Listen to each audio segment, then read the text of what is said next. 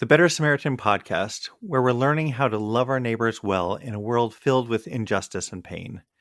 Join me, Kent Annan, and Jamie Ayton, my co-host and colleague at the Humanitarian Disaster Institute at Wheaton College, as we interview experts with insight on learning to do good better.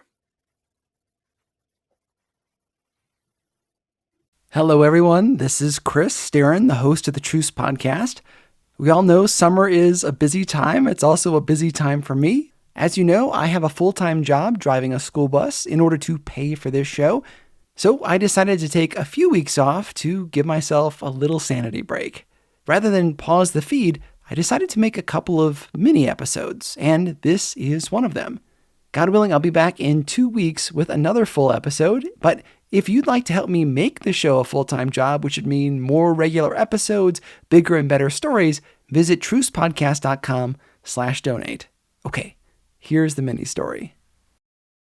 Let's rewind a few episodes. Go back to a high note.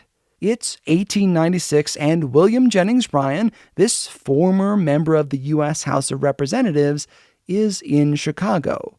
He delivers a rousing speech before the convention where they will nominate the Democratic candidate for president of the United States. Here, I'm just going to quote a little bit of the speech. He says, "Will you come before us and tell us that we shall disturb your business interests," meaning if we get rid of the gold standard, "that we shall disturb your business interests. We reply that you have disturbed our business interests.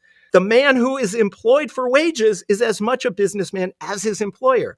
The farmer who goes forth in the morning and toils all day, is as much a businessman as the man who goes upon the board of trade and bets upon the price of grain." That's Jacob Goldstein, host of the What's Your Problem podcast and author of Money, the True Story of a Made-Up Thing, reading Bryan's speech. It's a good speech. It's a really good speech. And you know, of course, having written a book about money, I'm super thrilled that the most famous, presidential nominating convention speech ever is about monetary policy. Right. Great. I covered this in detail in the episode titled The Gold Standard.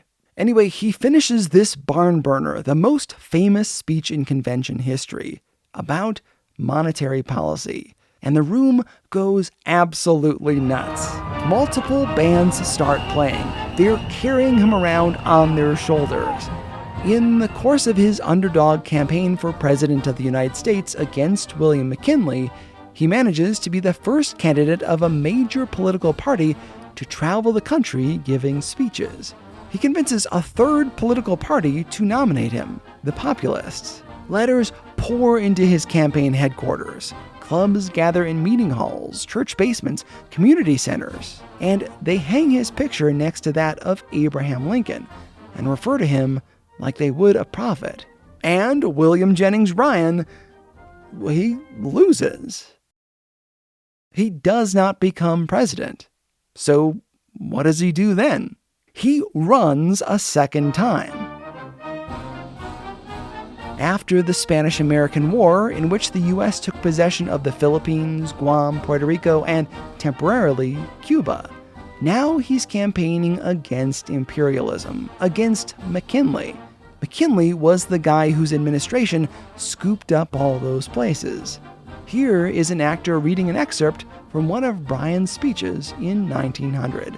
"If it is right for the United States to hold the Philippine Islands permanently, and imitate European empires in the government of colonies, the Republican Party ought to state its position and defend it, but it must expect the subject races to protest against such a policy and to resist to the extent of their ability." Again, Bryan was a populist. He's looking out for the little people, right? Well, wait a second before you fall in love with him completely. While he's championing the cause of people in the territories, he's basically leading the party of Jim Crow in the United States.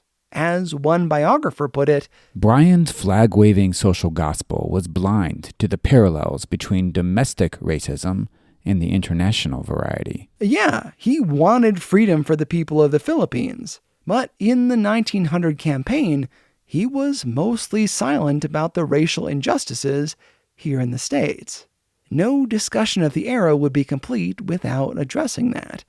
Yet Bryan was forward-thinking in a lot of other areas. Republicans, including McKinley, were slow to criticize trusts, those huge corporations scooping up each other and forming monopolies. Companies like Rockefeller's Standard Oil were kind of like the Blob. They scooched along, eating everything in their path.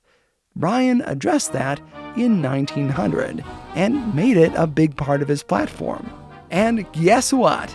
Bryan lost again. All of that was in review. Now, let's get to the new stuff. Bryan had a publicity machine on his side. He decided to run a third campaign in 1908, this time against William Howard Taft, former governor of the Philippines. Taft characterized Bryan as in favor of punishment of the rich, but opposed to strong government.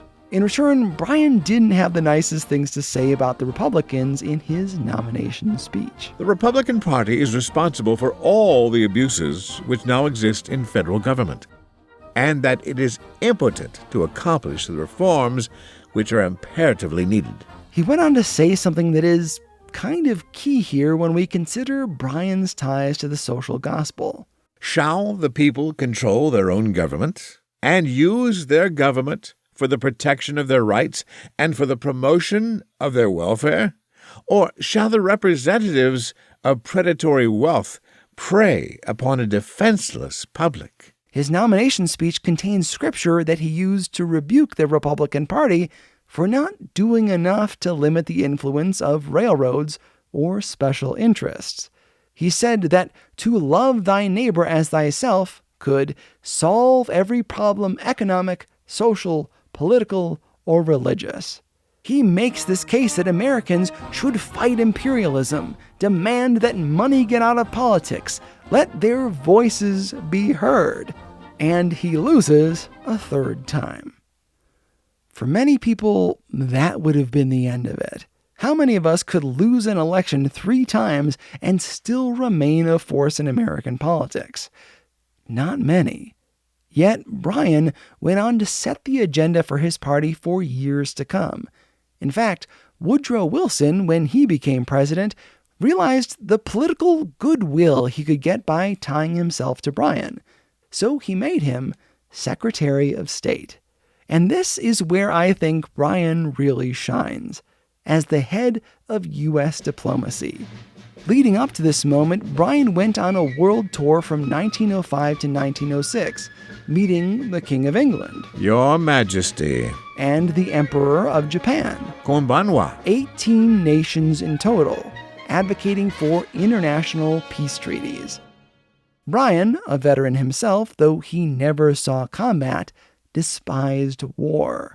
So he and his team came up with this plan: establish a system of peace treaties that would lay out rules for how to deal with conflict so as to avoid war altogether. One main feature was the cooling off period. So let's say that England and France decide to go to war, as they had throughout their history. They were always sniping at each other. According to Bryan's plan, they would have to wait 1 whole year before they could fight, like separating 2 angry children to their own corners until they calmed down. These conciliation treaties turned out to be quite popular. The State Department, under Bryan's guidance, managed to negotiate 30 such treaties. That's kind of amazing.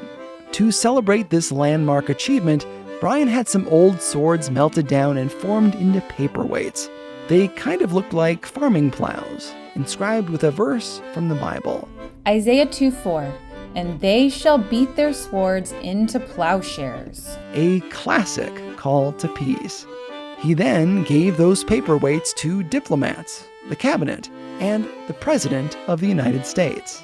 In his official portrait as Secretary of State, he had them paint one of those treaties into his hand. That's not all. Bryan was also against the imperialism of the Spanish-American War that led to the U.S. claiming the Philippines. He was instrumental in persuading President Wilson to support the Jones Bill of 1916, which promised the Philippines freedom in its preamble. Though, yes, it didn't set a timeline or specifics about how you go about doing such a thing. Still, it was progress. We mostly remember Bryan now as a populist, a 3-time failed candidate, head of the party of Jim Crow, and prosecutor of the Scopes monkey trial. All of those are true, but I think it's worth noting his achievements. He set the platform of the Democratic Party for decades, encouraged peace, sought to restore the Philippines, and fought corruption. All of this he did out of a sense of Christian duty. We know now, of course, that there were holes in his peace plan. Of the major world powers who did not sign treaties, some are worth noting, like Germany and Austria-Hungary, 2 of our enemies in World War I. As good as the process was, it didn't stop the coming global crisis. But you have to hand it to him. His faith taught that the world could get better and better. Like in the book Looking Backward from the last mini-episode, he saw society as able to fix the ills of humanity. But unlike Looking Backward, Bryan was not a socialist.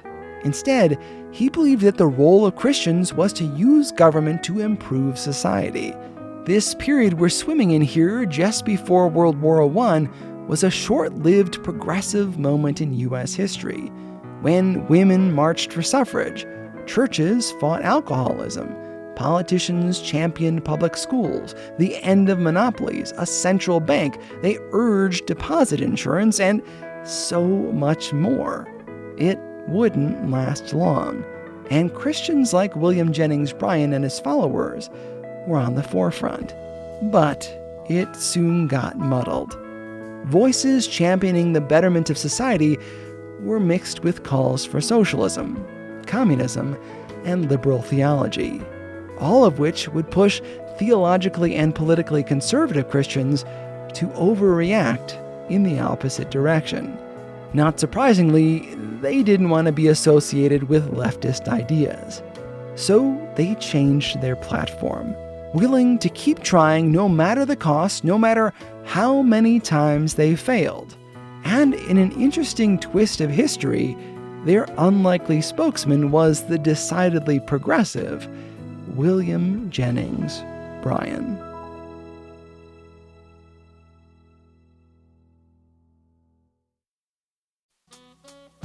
This episode is brought to you by the Better Samaritan podcast with hosts Ken Annan and Jamie Aiden.